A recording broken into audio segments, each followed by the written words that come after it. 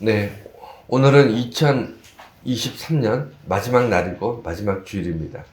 네, 내일 이제 2024년이 시작이 되는데 오늘 말씀을 준비하면서 성경의 마지막이란 단어가 어디 제일 많이 나오나 이렇게 봤더니 구약에서 생각이 안 나네요. 거기서 많이 나오고 그 다음에 신약에서 이 검색을 해서 보는 것들은 이렇게 자꾸 잊어버려요. 네, 오늘 베드로 전서에 나오는 이 마지막이라는 단어를 가지고 좀 생각을 하려고 합니다. 우리는 마지막 하면 오늘까지 마지막이고 이제 내일부터 새로운 시작이다 이렇게 생각하기가 쉬운데 여러분 어떻게 생각하십니까? 저는 학창 시절에 제일 답답했던 게 뭐냐면 시험이 끝나는 날, 예를 들어 중간고사가 있잖아요. 그러면 중간고사 시험 막 준비합니다. 그래서 며칠 밤새고 뭐 공부를 해서 마지막 시험 딱 끝나는 날 얼마나 해방감이 막 옵니까? 시험이 끝났다 이런 느낌. 근데 시험 끝나는 날 담임선생님이 꼭 얘기를 하시는 게 뭐냐면 자 이제부터 기말고사 준비하자 이런 얘기를 꼭 하세요. 그래서 아니 기말고사 시험 볼 건 아직 배우지도 않았는데 뭘 기말고사를 벌써부터 준비를 하나 이런 생각을 했었는데 지금 돌이켜보니까 그 선생님 지혜로웠던 것 같아요. 마지막이라는 것을 어떻게 받아들이고 우리 삶에서 마지막이라는 것을 어떻게 이해하느냐에 따라서 삶이 굉장히 풍성해질 수 있습니다. 왜냐하면 마지막이 다가왔으니까 이제 아무것도 하지 말아야지. 아니 마지막이 이제 됐으니까 이제는 쉬자 이제 그만하자 이런 개념으로 마지막을 생각하면 그러면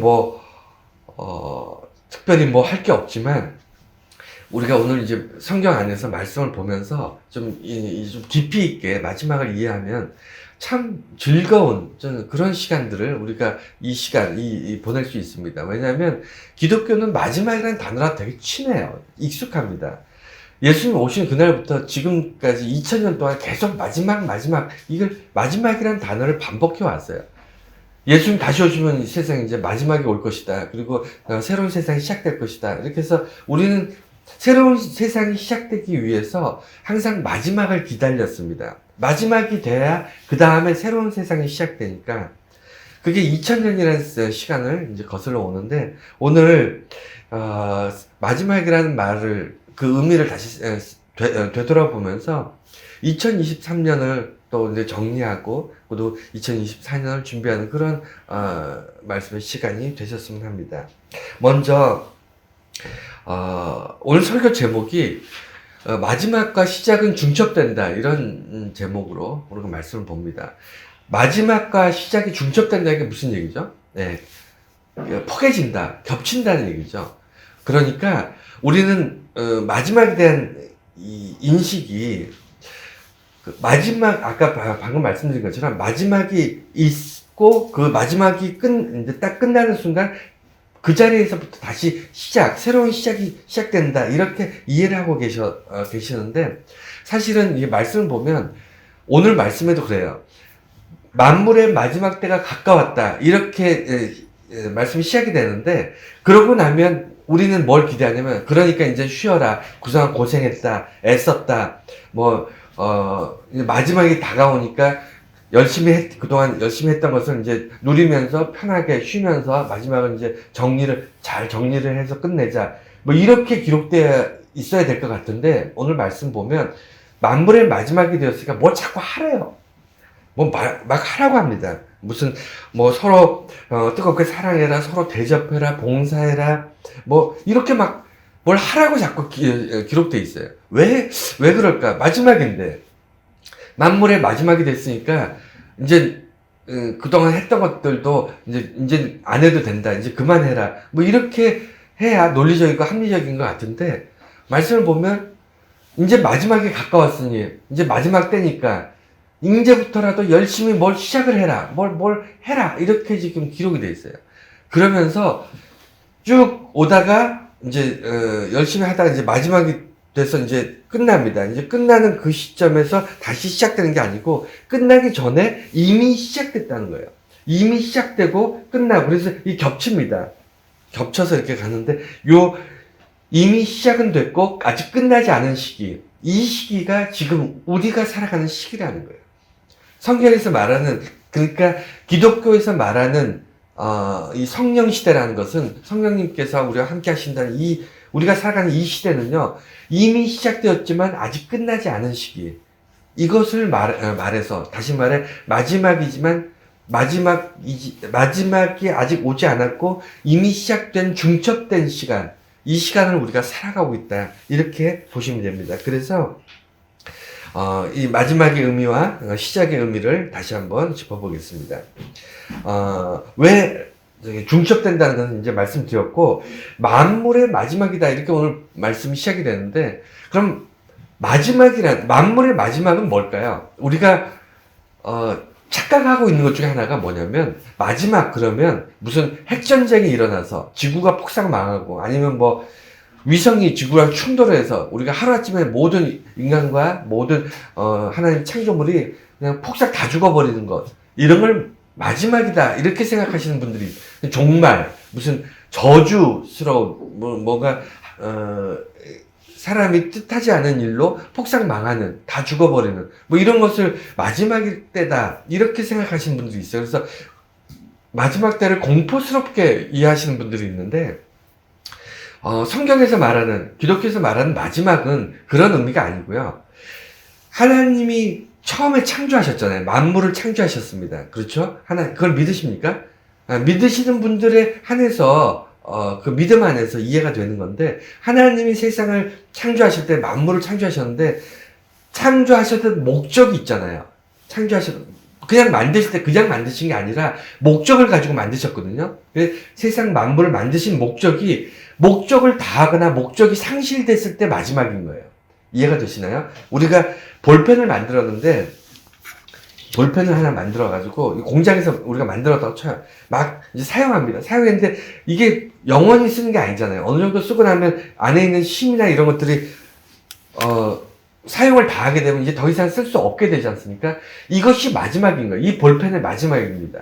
만물의 마지막이라는 것은 창조하신 하나님의 그 목적에 따라서 다 이루어졌거나 아니면 그 목적을 벗어났기 때문에 끝나는 것, 그것을 마지막이라고 그러는 거예요. 그래서 만물의 마지막은 창조의 목적을 이해하지 않으면 마지막을 이해할 수 없는 거예요. 여러분, 창조의 목적이 뭡니까? 왜 하나님이 세상을 창조하셨죠? 만물을 창조하시고 인간을 왜 창조하셨습니까? 네, 하나님을 영화롭게 하기 위해서. 그래서 성경에 기록된 게, 우리는 그걸 믿는 사람들이잖아요. 하나님이 세상을 창조하신 이유는 심심해서 창조하신 게 아니라는 거예요.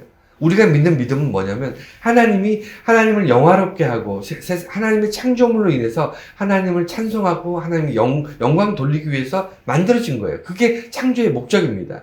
뿐만 아니라 인간은 하나님의 창조물 중에 유일하게 생각하면서 그 감성과 그 지식과 이런 것들을 총동원해서 하나님께 경배할 수 있는 유일한 존재예요.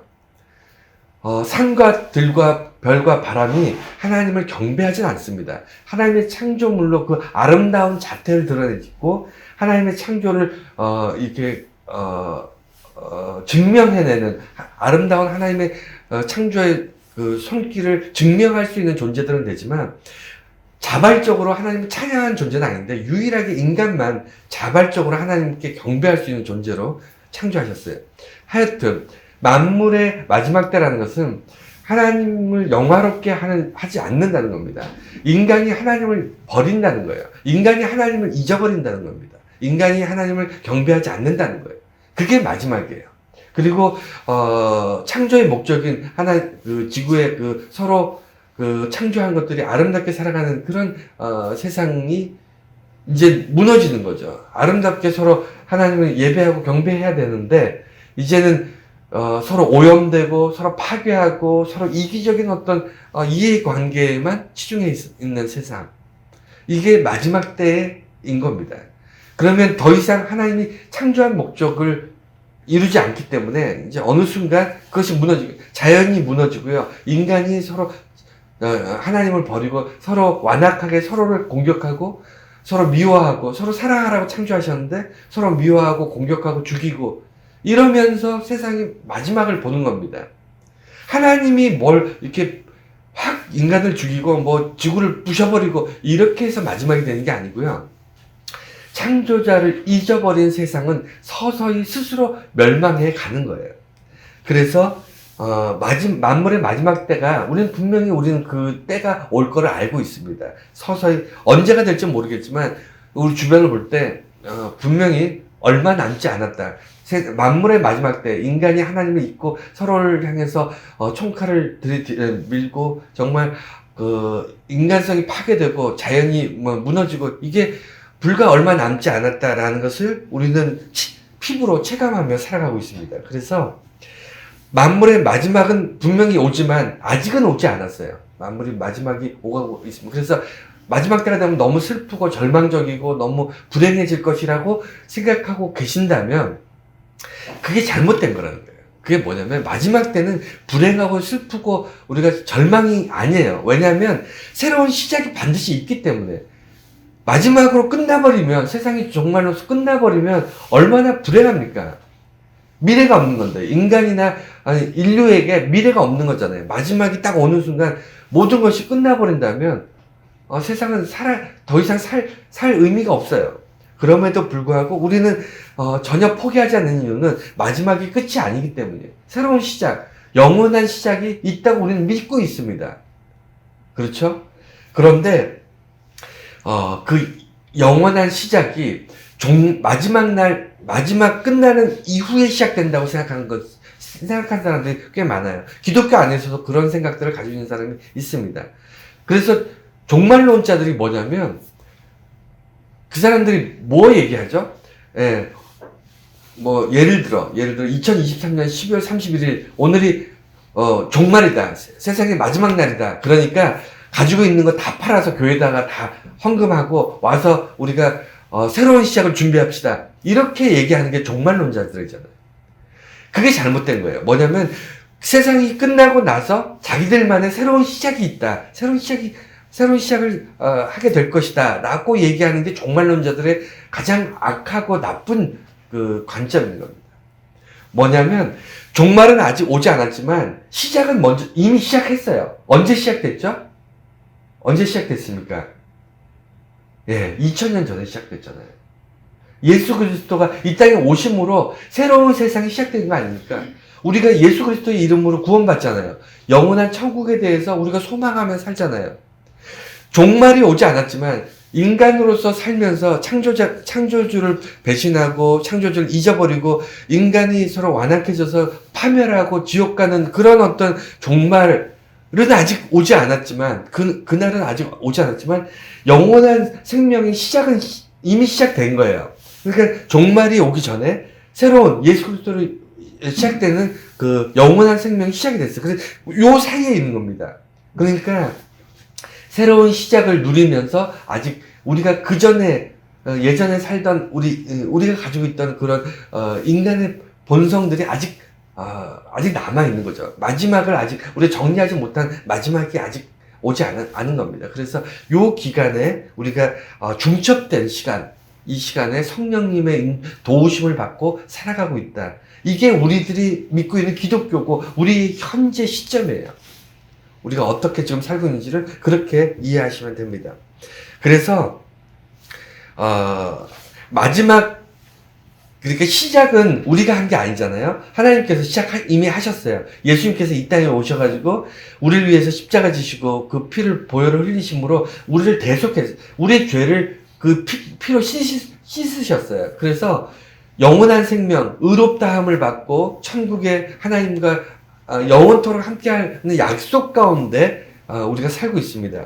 이 약속은 하나님이 우리에게 주신 약속이에요. 우리가 한 약속이 아니고 하나님이 하신 약속이기 때문에 우리가 아직 종말, 마지막 때를 오지 않았지만 우리는 천국의 삶을 누리고 있어요. 그렇지 않습니까? 그래서 예수 그리스도 안에서 천국을 경험하며 살지 못한다면, 우리가 예수님을 알지 못하면요, 마지막 종말만 쳐다보면서 우리가 언제 망할까, 망하면 어떻게 될까, 우리가 가지고 있는 수고하고 땀 흘린 것들은 다 무의미한데, 우리가 노력하고 수고하고 땀 흘리는 것들이 다 무의미하지 않느냐, 다 없어질 건데, 종말이 오면 다 의미 없이 다 사라질 건데, 인간이 죽고 나면 아무것도 없는데, 이런 생각으로 살면요, 내 수고와 땀과 봉사와 노력과 이런 것들, 섬김과 이런 것들이 의미가 없어요. 미련해 보입니다. 그렇지 않나요? 그런데 이미 시작된 것이 있기 때문에, 예수 그리스도 안에서 우리가 시작된 것들이 있기 때문에 내가 지금 하고 있는 모든 일들은 지금이 시작인 거예요. 가치가 있는 겁니다. 나중에 분명히 열매가 있는 거죠. 소멸되는 게 아니고 새로 시작되는 겁니다. 그래서 성경에서도 만물의 마지막 때가 가까웠으니까 뭘 자꾸 하래요. 그래서 뭘 하라고 하냐, 이게 뭘 하라고 하는지 이게 따져보니까, 짚어보니까 한 세 가지가 중요한 게 있는데, 첫 번째는요, 뜨겁게 사랑하래요. 그냥 사랑도 아니고 뜨겁게. 얼마만큼 뜨겁게냐면 죄를 덮을 수 있을 만큼. 그러니까 죄를 씻어내는 것은 하나님이 하시는 겁니다. 여러분, 사랑한다고 죄를 씻는 건 아니에요. 여러분, 아무리 사랑해도요, 죄를 씻어내지 않습니다. 그러니까 죄는 죄인이에요. 그런데 죄를 덮는 거죠. 사랑은 하나님께서 죄인인 우리를 사랑하시는 건요, 우리의 죄를 덮으시는 겁니다. 예수 그리스도의 보혈의 피로 덮는 거예요. 우리가 죄인이 아닌 것이 아닙니다. 죄인이지만 의인으로 의롭다고 칭하시는 이유는 예수님 때문인데, 그래서 죄를 덮을 만큼이라고 그러는데, 한번 생각해 보세요. 우리가 살면서 이 뜨겁게 사랑하는 것은 남녀 간의 사랑, 이런 사랑이 아니고요. 여기서 뜨겁게 사랑하라는 것은 뭐냐면, 여러분, 예를 들어 볼게요. 어릴 때부터 도둑질을 굉장히 잘해서 수없이 도둑질을 하고 감옥에도 한 10번쯤, 한 20번쯤 갔다 온 사람이, 그 전과가 한 20번, 20번, 이 정도 되는, 도둑이 있다고 한번 가정을 해볼게요. 여러분은 그 사람을 어떻게 생각해요? 여러분 집에 같이 살면서 같이 먹고 자고 할 수 있겠습니까? 저는 못할 것 같아요. 그런 사람들은요, 뼛속까지 도둑이에요. 그렇지 않나요? 그냥 누가 봐도 그냥 도둑놈입니다. 세상 모든 사람이 그 사람을 그냥 도둑놈, 이렇게 얘기할 거예요. 그렇지 않습니까? 꼭 경찰이나 판사나 무슨 법조인이 아니더라도 변호사나 판사나 검사나 이런 사람이 도둑놈이라고 규정하지 않아도 일반적인, 보편적인, 일반적인 사람들이 볼 때 그렇게 살아온 사람은 그냥 도둑놈이에요. 모든 사람이 도둑놈으로 볼 때 도둑놈이라고 생각하지 않는 딱 한 사람이 있어요. 누굴까요? 그 부모들이에요. 부모들은 도둑놈이 아니고요. 그냥 자식이에요. 그렇지 않습니까? 자식이지만 도둑놈이 아닌 건 아니에요. 도둑 자식인 거죠. 도둑질을 하고 감옥에 갔던 자식. 그렇지만 자식인 거예요. 자식은 요새는 부모 자식 간에도 좀 살벌한 일들이 많이 있는 그런 세상이긴 하지만, 기본적인, 보편적인 사고로 볼 때 부모는 자식을 위해서 자기 생명까지 내어줄 만큼 그게 부모의 입장 아닙니까? 그래서 도둑놈, 모든 사람들이 도둑놈이라고 피하고 멸시하고 가까이 하지 않으려고 하는 그 사람 같지 않은 사람을 위해서라도 자기 생명까지 내놓을 수 있는 건 부모님밖에 없어요. 그 도둑의 부모밖에 없는데, 제가 살면서 그렇게 봤어요. 죄를 덮을 수 있는 사랑, 죄를 가릴 수 있고, 죄가 보이지 않을 만큼, 죄가 중요하지 않을 만큼 사랑할 수 있는 건 부모밖에 없더라. 제가 살면서 느낀 건 그거거든요. 그래서 여기서 뜨겁게 서로 사랑해라, 죄를 덮을 만큼, 이 얘기는요, 너희들이 옆에 주변에 있는 사람들을 부모가 자식 사랑하듯이 사랑해라, 이런 얘기예요. 저는 이거 불가능하다고 봅니다. 여러분 어떠세요? 옆집에 있는 아이를 내 자식처럼 사랑할 수 있습니까? 내 자식처럼 먹여 살리고 내가 내 생명을 바쳐서라도 정말 살리고 싶고, 여러분 주변에 있는 옆집 아이들 그렇게 하시나요? 아니면 아이들은 둘째치고라도 내가 꼴 보기 싫고 정말 함께 말도 섞기 싫은 그런 원수 같은 사람들 주변에 있잖아요. 그런 사람들 위해서 내가 부모가 자식 사랑하듯이 그렇게 사랑하실 수 있어요? 여러분 그렇게 하실 수 있습니까? 안 되잖아요. 저도 못하는데 여러분도 못하시잖아요.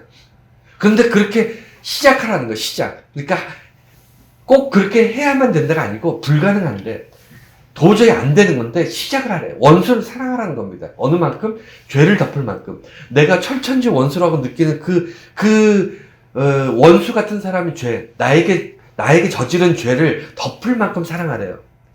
이런 불가능한 얘기를 우리에게 시작하랍니다. 왜? 만물의 마지막이 가까우기 때문에. 만물의 마지막이 가까우기 때문에 마지막이 온 다음에 시작한 게 아니고 지금 이제 시작을 하라는 거예요. 뭘? 뜨겁게 사랑하는 거. 이걸 시작하고 만물의 마지막을 기다리자는 겁니다. 중첩된 기간에 우리가 그걸 시작해야 돼요. 여러분, 정말 쉽지 않은, 불가능한 요구사항입니다. 말씀해 보면요, 우리가 결코 쉽게 할 수 없는 일들이 너무 많습니다. 그런데 이렇게 요구하세요. 왜냐하면 시작해 보라는 거예요. 안 되더라도 하라는 겁니다. 여러분, 안 되면 안 해야 되는 게 합리적인 거예요. 그렇지 않습니까? 불가능한 것들을 도전하는 것은 바보스러운 겁니다. 우리는 지혜롭고, 그 다음에 똑똑하고, 우리는 많이 배운 그런,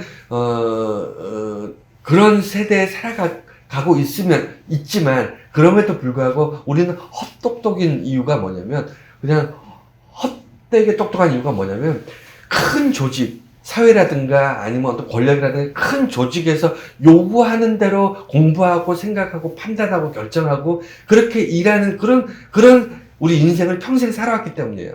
자기 의지로 내가 생각할 때는 이 불가능해 보이지만 이거는 해야 된다. 이건 옳은 일이다. 이것을 하면 가치가 있다라고 스스로 판단해서 그 불가능에 도전하는 그런 인생을 우리가 안 살아요. 왜냐하면 큰 조직에서는 그걸 원하지 않아요. 사회에서는 그런 인생을 원하지 않습니다.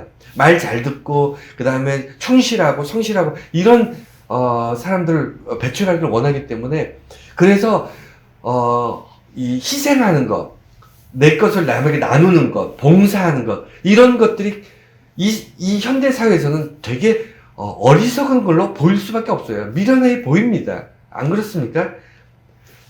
더 효율적으로 더 열심히 일해서 자기가 부유함을 얻고 성공하고 그 다음에 부를 축적하고 뭐 이런 게 성공이라고 가르치는 이 사회에서 자기 것을 남에게 베풀고 나누고 섬기고 봉사하고 희생하고 이런 삶을 사는 거는요 되게 미련해 보여요. 그런데 이렇게 살라고 가르치는 것은 이 기독교밖에 없어요.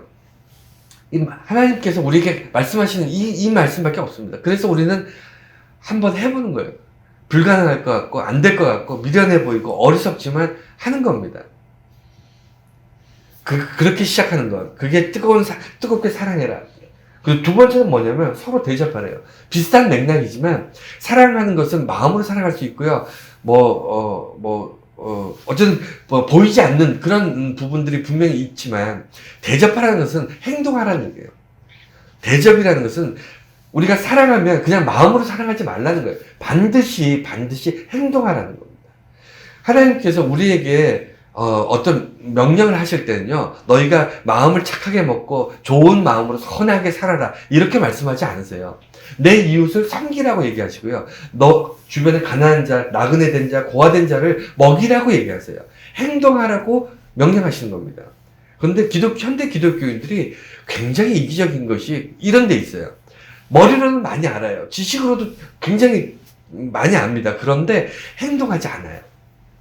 행동은 곧 내게 손해가 되기 때문에, 내게 이익이 되지 않기 때문에, 머리로는 알고 좋은 말씀 듣고 그냥 마음으로는 어떤 편안함을 누리고 찬송을 막 하면서 마음에 기쁨을 얻고 이런 거 자기에게 도움이 되는 것들은 좋아하는데 자기가 손해되는 거, 내 것을 베풀고 내가 내 시간과 내 돈과 내 노력을 쏟아서 누군가에게 베풀고 나누고 대접하는 것들은 그건 아까워한다고요. 그게 현대 기독교인들의 그게 단점인 거예요. 그래서 하나님이 말씀하시기를 마지막 때가 이르기 전에 너희들은 새로운 시작을 해야 되는데 그게 뭐냐면 서로 대접하는 것을 시작하라는 거예요. 근데 여기 대접하는데 조건이 있어요. 뭐냐면 그냥 막 대접하는 게 아니고 원망이 없도록 이 전제 조건입니다. 제가 설교할 때마다 늘 말씀드리지만 어떤 명령을 내릴 때 전제라는 게 굉장히 중요하다고 말씀드렸죠. 전제에 따라서 결과가 바뀝니다. 제가 자주 말씀드리잖아요. 거북이와 토끼 비유. 거북이와 토끼가 경주를 하면 누가 이기냐? 그러면 그 질문에는 반드시 전제가 따라 붙어야 돼요. 물에서 경주하면요, 거북이가 이기고요. 땅에서 경주하면 토끼가 이깁니다. 그거 토끼가 낮잠 자서 이기고 그런 게 아니에요. 그러니까 토끼와 거북이가 경주를 한다라고 누가 이길 것이냐 이런 질문을 할 때는요 반드시 전제를 물어보셔야 돼요. 오늘도 마찬가지예요. 전제가 서로 대접하는데 전제가 있어요. 뭐냐면 원망이 없도록 해라. 여러분 대접을 받았는데 원망하는 사람이 있습니까 없습니까? 여러분 주변에 여러분들이 뭐 선한 것을 뭐가 있을까요? 오늘 집에서 쌀을 조금 해가지고 떡을 좀 했어요. 그래서 주변에 앞집, 옆집, 뒷집 이렇게 떡을 좀 돌립니다. 그냥 특별한 이유는 없지만 내가 떡이 먹고 싶어서 떡을 이렇게 이만큼 했는데 좀 남으니까 내가 다 먹기는 그렇고 나눠 먹어야지 이런 좋은 마음으로 떡을 좀 나눴어요. 근데 떡을 먹은 사람들이 기분 나빠할 수 있어요. 원망할 수 있습니다. 언제 그럴까요? 언제 여러분 경험 없으세요? 예, 앞집에는 3개 주고 뒷집에는 하나 줬을 때, 옆집에는 친하다고 5개 주고 이쪽 집에는 안 친하다고 1개 줬을 때, 여러분 대접을 해도요 차별을 두면요 원망합니다. 얻어먹고 그러니까 베풀고 욕먹는 거예요. 나눠주고 섬기고 사랑하고 욕먹습니다. 왜? 차별을 두면. 차라리 대접하지 않고 차라리 나누지 않고 사랑하지 않았으면 욕이라도 안 먹는데, 대접하고 나서 욕먹는 사람들 대부분 99%는 뭐냐면 차별을 두기 때문이에요. 자기 나름대로 이 사람은 더 좋으니까, 이 사람은 덜 좋으니까, 이 사람은 기분 나쁘니까 이런 식으로 자기 마음속에 가지고 있던 차별을 가지고 차별적으로 대접을 하면요 대접받는 사람이 다 알아요. 다 압니다. 왜 앞집에는 대접하고 나는 왜 모른 척하지? 사람들이 다 알아요. 그래서 대접을 할 때는 차별을 하지 마셔야 돼요. 그러니까 내가 이 사람한테 이 사람 이렇게 봉사하고 이렇게 섬겼으면요 그렇지 않은 사람, 이 사람은 내가 아주 친한 사람이지만 친하지 않은 사람 또는 내게 섭섭하게 한 사람, 아니면 내가 원수같이 느낀 사람, 똑같이 대접을 하려면 똑같이 하시라는 거예요. 똑같이 섬기려면 똑같이 섬기고요, 사랑하려면 똑같이 사랑하세요. 아니면 둘 다 하지 마세요.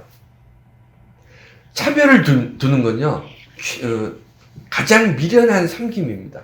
가장 미련하게 사는 방식이에요. 그래서 원망이 없게 하는 것, 이것이 대접하는 사람들이 가져야 될 전제 조건이라는 것을 기억하시기 바랍니다. 그래서 아까 말씀드린 것처럼 서로 뜨겁게 사랑해라. 죄가 있어서 모든 사람이 손가락질할 때 마치 부모가 자식을 대하듯이 죄를 덮을 수 있는 그런 마음으로 사랑하되, 사랑만 하지 말고 대접을 하라는 거예요. 대접을 하는데 어떻게 대접? 원망 없이, 차별 없이, 서로 내가 대접하고 나서 그 사람 섭섭함을 느끼지 않을 만큼 그렇게 대접을 하라는 거예요. 그리고 반드시 행동하라는 겁니다.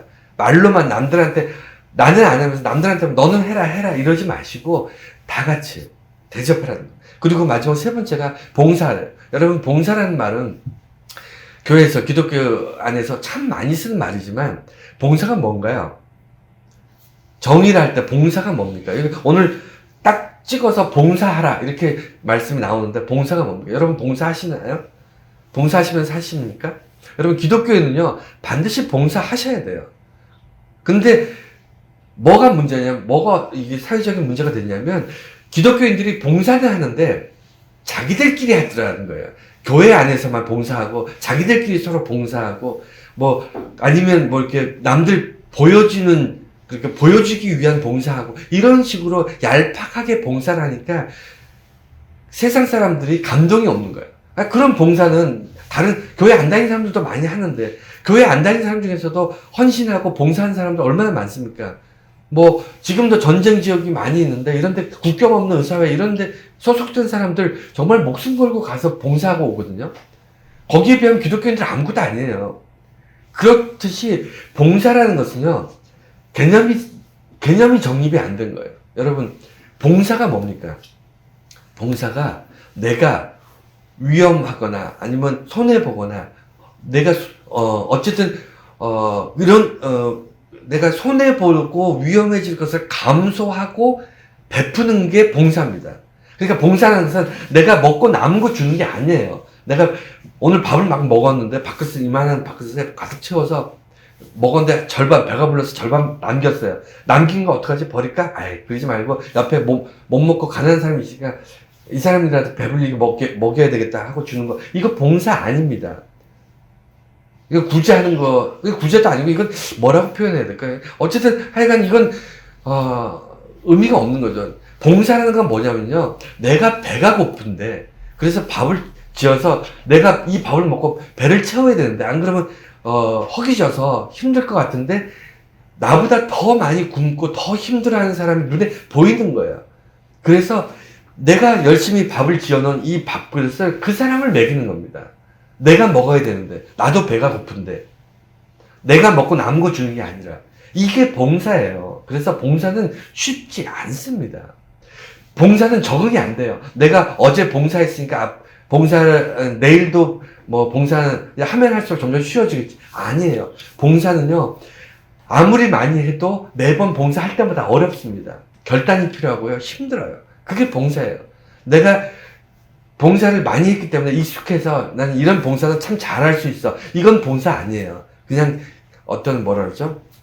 그냥 어떤 훈련이죠, 훈련. 내가 어떤 것들을 반복 연습해가지고 그 일을 굉장히 잘하게 됐어요. 그건 훈련이지 봉사가 아니에요. 봉사는 하여간 매번 할 때마다 힘들고 어렵고 결단이 필요하다는 거. 그걸 기억해 주시고, 그렇기 때문에 봉사의 삶을 오늘부터 시작하라는 겁니다. 오늘부터 시작을 하는데 그 봉사가 오늘 주보에 기록된 것처럼 여러분 왜 날마다 할 때마다 힘드냐면 내가 노력해서 하려고 하기 때문이에요. 여러분 봉사가 쉬운 사람들이 있습니다. 참 헌신하고 정말 저 사람은 참 집안 형편도 어려운데 참 이렇게 주변의 사람들한테 참 이렇게 나눠주면서 베풀면서 이렇게 사는 사람들 주변에 있잖아요. 참 신기하다. 돈 많고 부유하고 권력과 뭐 이런 것이 있는 사람, 이런 사람들이 도움을 참 많은 사람들한테 도움을 줄 수 있을 것 같은데 그런 사람들보다 가난하고 어렵고 힘들고 이런 삶을 살아본 사람들, 주변에 눈물 흘리고 고통받는 것을 너무 잘 아는, 공감할 수 있는 이런 사람들이 서로끼리 서로 베풀고 나누고 이러거든요. 그러면 이 사람들은 참 대단하다 이런 생각을 하는데, 기독교인들도 마찬가지예요. 우리 봉사는요, 내가 노력해서 아니면 훈련해서 아니면 뭐 이렇게 숙달되게 해서 정말 내가 봉사를 잘할 수 있는 사람이 돼야지, 이게 아니고, 봉사는 잘할 수 있는 게 아니고요, 하나님이 주신 은사로 하라는 거예요. 성경 말씀에 주신 은사대로 하라는 겁니다. 하나님이 주신 것처럼 하라. 이 얘기는 뭐냐면 하나님께서 내게 봉사할 수 있는 은사를 주셨어요. 은사. 그러니까 뭐냐면 내가 노력해야만 되는 게 아니고 그냥 쉽게 할 수 있는 게 있습니다.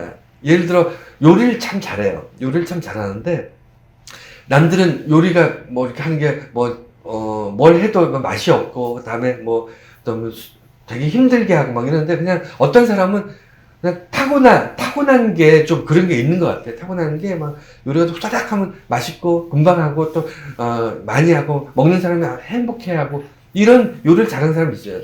또 어떤 사람들은 이렇게 운동을 잘하는 사람이 있습니다. 타고나는 거예요. 저는 운동을 참 못하는데 운동 잘하는 사람들은 뭐 조금만 하면 잘해요. 이런 사람들 같이 어울려서 운동하고 가르쳐주고, 그 다음에 또 악기나 음악 같은 거 잘하는 사람들, 좀 타고난 사람들이 있어요. 이런 것들 하나님이 주신 은사잖아요. 여러분들 이런 은사를 가지고 봉사를 하라는 겁니다. 없던 거, 못하는 거, 난 요리를 좀 지독하게도 못하는 사람이 어떻게든 요리를 해서 봉사를 해야지, 이런 요리를 배워서 주위에 이렇게 맛있는 음식을 만들어서 대접해야지, 이런 엄한 생각하지 마시고 주신 은사가 있어요. 그 은사는 뭐냐면 나 혼자 잘 먹고 잘 살라고 주신 게 아니고 하나님께서 은사를 주실 때는 봉사하고 베풀라고 주신 거라는 그런 얘기입니다. 그래서 은사를 가지고 봉사하는 거예요. 날마다 집에 있는 곡간 다 털어가지고 다 나눠주고 거지처럼 살아라, 이 얘기가 아니고요. 봉사가 매번 어렵잖아요. 봉사 결심 쉽지 않잖아요. 그렇지 않습니까? 내가 1년을 돌아봤는데 내가 봉사한 것이 몇 건이나 있나? 봉사한 게 뭐가 있지? 라고 돌아보면 거의 없지 않습니까? 그렇잖아요. 그러면 이제는 봉사를 좀 하면서 살면 좋겠다 라고 하나님께서 말씀하신 이 말씀에 순종해서 봉사를 좀 했으면 좋겠다 하면, 계획을 세울 때, 결정할 때, 결단할 때요, 주신 은사대로 하세요. 은사대로 하면요 어렵지 않습니다. 봉사를 결정하는 것이 힘들고 어려운 이유는 아까 말씀드린 것처럼 내가 쉽게 할 수 있는, 은사대로 할 수 있는 것이 아니라 새롭게 뭘 준비하고 새롭게 뭘 하려고 하기 때문에 노력해야 되기 때문에 어려운 거예요. 여러분 잘할 수 있는 걸로 봉사를 하세요. 이 세 가지를 시작하라고 말씀하십니다. 종말이 오기 전에. 예수님께서 이 땅에 오셔서 생명을 우리에게 주셨습니다. 영원한 생명을 주셨어요. 그 생명에서부터 마지막 종말의 때까지 이 중첩된 기간 속에서 우리는 날마다 무엇인가를 새롭게 시작하면서 살아야 됩니다. 왜? 시작하지 않고 손 놓고 막연하게 마지막 때가 오늘이 되려나 내일이 되려나 이런 멍청한 인생을 살지 말라는 거예요. 이해가 되시죠? 왜 시작은 했지만 마지막 때가 안 왔냐면 우리가 날마다 하나님께서 말씀을 주신 새로운 것들을 시작하면서 그 시작이 열매 맺는 뿌리고 거두는 그 즐거움을 우리 인생에서 맛보면서 살라고 이 기간을 주셨는데 심지를 않는데 거둘 게 없잖아요. 예, 그래서 하나님께 이 일을 통해서 오늘 본 말씀 보면 하나님께 영광 돌리는 사람, 그 세생목토록 하나님께 영광 돌리는 그런 삶을 살자, 이렇게 결론을 내리고 있습니다. 여러분, 결론적으로 말씀드릴게요. 하나님이 주신 힘으로 봉사할 때 이렇게 하나님께 영광 돌리는 방법, 여기 이제 두 가지 써놨는데, 이게 참 재밌는 게요. 하나님께 영광을 돌리는 거는요, 하나님을 인정하는 거예요. 그러니까 제가 우리 아이들에게 용돈을 좀 주고 아니면 아이들이 필요한 것들을 제공할 때 이 아이들이 내가 준 어떤 물질이나 용돈이나 이런 것들로 기뻐하는 게 아니라 내가 아버지로서 너에게 어떤 대가 없이 무엇인가를 베푸는 존재라는 것을 자식들이 아는 것, 그것이 되게 기쁩니다. 그렇지 않습니까? 세상에서 그런 존재는요 부모밖에 없잖아요. 누가 공짜로 뭘 주는, 주변에 그런 사람이 있습니까? 여러분들 혹시 공짜로 뭐 막 주는 사람 있어요? 그 사람 이상한 사람이에요. 그 사람 저 신고해야 됩니다. 여러분, 내게 아무 대가 없이 그냥 주면서 주고도 기뻐하는 사람들, 그 부모밖에 없거든요. 내가 부모인 것을 자식이 알아주는 것이 그게 부모가 참 기쁨이 되는 그런 일입니다. 마찬가지예요. 우리는요, 하나님이 그냥 주신 거예요. 우리 생명 주셨잖아요. 우리 건강 주셨잖아요. 우리에게 복음을 주셔서 우리가 구원받게 하셨잖아요. 여러분, 그 모든 것 중에서 여러분이 하신 게 뭐가 있어요? 다 받은 거 아닙니까? 이게 그냥 받았는데 당연한 것처럼 우리가 받을 수 있는 이유는 뭐냐면 하나님이니까, 내 아버지니까 라고 고백하는 거예요. 내 아버지가 내게 주신 거니까 당연한 거지 라고 누리는 거예요. 근데 그것을 하나님이 기뻐하시고 그것이 하나님의 영광이 되는 겁니다. 당연한 거지. 내가 받는 이 복, 내가 하나님께서 주시는 이 복 누리는 것은 당연한 거야. 왜? 하나님이 내 아버지니까. 이것이 하나님을 영광스럽게 하는 거라는 거예요. 이해가 되시죠? 그래서 하나님이 주신 힘으로 봉사하라는 이 말은 뭐냐면 하나님이 내게 무엇을 주셨는지 찾아보는 거예요. 내가 건강한 몸을 주셨지. 그러면 역시 하나님께서는 내게 건강한 몸을 주셔서 내 이 몸으로 하나님께 하나님을 위해서 봉사를 해야지. 이 고백 하나가 하나님을 영화롭게 하는 거예요. 하나님께서 내게 음악적으로 아니면 체력적으로 아니면 어떤 지혜를 주셨지. 내 이런 것들 가지고 세상을 더 아름답게, 세상을 더 살만한 세상을 만들 수 있는데 내가 노력할 수 있겠다. 단순히 내가 부자가 되기 위해서 노력하는 게 아니라 세상을 더 아름답게, 하나님 창조하신 세상을 더 살기 좋은 세상을 만드는데 내가 노력하면 이룰 수 있겠다. 하나님이 이런 것들을 주셨으니까 라고 고백하는 것이 하나님을 영화롭게 하는 거래요. 그래서 하나님께 영광 돌리는 건요, 두 가지밖에 없어요. 하나님이 주신 것을 깨닫는 것과 또 하나는 예수 그리스도를 경배하는 것. 이 두 가지예요. 예수 그리스도를 경배하는 건 우리가 당연한 거잖아요. 우리가 너무 익히 아는 건데 하나님께서 우리에게 주신 많은 것들 중에 최고는 예수 그리스도예요. 우리에게 생명을 주셨습니다. 건강을 주셨습니다. 재능도 주셨고요. 은사도 주셨는데 모든 것을 그냥 주셨잖아요. 공짜로 주셨는데 그 중에서 최고는요, 독생자 예수를 우리에게 주셔서 우리가 죄로 인해서 많은 것들을 가지고 있지만 죄로 인해서 폭삭 망할 수밖에 없어요. 마지막 때 죽을 수밖에 없어요. 마지막 때가 되면 멸망할 수밖에 없는 존재인 거예요. 왜냐하면 다 주셨음에도 불구하고 그것을 제대로 못 썼어요. 하나님의 창조의 목적대로 하나님을 영화롭게 하는데 쓰지 못하고 나를 위해서 이기적으로 쓰다가 다 말아먹었어요. 그러니까 이렇게 해서 마지막 때는 난 망하게 돼 있습니다. 그런데 예수님을 보내주셨어요. 그래서 우리의 죄의 문제를 해결해 버리셨습니다. 그래서 우리는 영원한 삶을 이미 시작했어요. 예수 안에서. 그러니까 우리가 받은 많은 것들 중에 정말 소중한 것은 예수 그리스도인 거예요. 그렇지 않습니까? 건강은 언젠간 잃게 되고요. 우리 생명도 언젠간 죽습니다. 여러분 영원히 살지 않잖아요. 우리가 가진 모든 것들은 사라집니다. 하지만 예수 그리스도 안에서 주어지는 생명, 이 영원한 생명은요, 하나님 안에서 우리가 죄사함 받고 하나님과 동행하며 천국에서 영원히 산 이 소망은 이건 없어지지 않아요. 왜? 하나님이 약속하신 거니까. 하나님이 약속한 거예요. 우리가 하나님한테 요구한 게 아니고요. 하나님이 주신 거예요. 예수 그리스도 안에서. 그래서 두 가지, 우리가 하나님의 영광 돌리는 거는 하나님이 내게 베푸신 것을 인정하고 찬송하고 경배하는 것과 그 중에서 예수 그리스도 안에서 내가 하나님께 영광 돌리는 것, 이 두 가지가 우리 인생에서 하나님 영광 돌리는 거고, 결론적으로 그럼 하나님이 세세무국토록 영광이 있을지어다 라고 우리가 고백하는 거잖아요. 그럼 이 말이 무엇이냐? 하나님이 하나님께 영광 돌리는데 세세무국토록 하나님께 영광이 있을 것이다. 왜냐하면 우리는 유한하잖아요. 살다가 죽잖아요. 우리는 시작이 있고 끝이 있어요. 시작이 있고 마지막이 있어요. 근데 하나님은 마지막이 없어요. 하나님은 시작도 없었고 마지막도 없어요. 우리는 이해할 수 없는 존재죠. 그래서 우리는 시작이 있고 마지막이 있기 때문에 하나님에 대해서 이 범위 안에서 찬양하고 영광 돌립니다. 이 이전도, 이 죽은 이후에도 우리는 시작과 끝을 벗어난 곳에서는 하나님을 이해할 수가 없어요. 그런데 하나님은 세세무국토록은 뭐냐면 이 끝이 나기 전에, 아까 말씀드린 것처럼 하나님 방식이 끝이 나기 전에 계속 시작하세요. 영원히 이게 반복됩니다. 그런데 어떤 차이가 있냐면, 불교나 아니면, 뭐 이런 데서 얘기하는 회귀. 그러니까 원래 처음으로 돌아가는 그런 무한 반복이 아니고, 하나님께서는 세상을 창조하셨잖아요. 세상을 창조하시고, 그리고 오늘날까지 수억 년을 이렇게 하나님께서 이렇게 지키시고 인도하셨잖아요. 이 멸망하기 전에 이미 또 새로 시작하셨습니다. 또 다시 시작하는 거예요. 그럼 이 새로운 또 창조가 끝나기 전에 다시 창조합니다. 그래서 하나님께서 세세무궁토록 영광을 받으신다는 것은 뭐냐면, 하나님의 창조와 하나님의 그 창조의 끝이 하나님께서 무한히 반복해서 만드시기 때문에, 그래서 우리는 그 창조 안에 머물면서 하나님과 동행하는 거예요.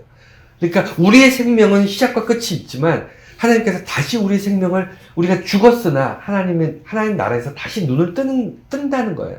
그게 우리의 고백입니다. 다시 시작되는 거예요.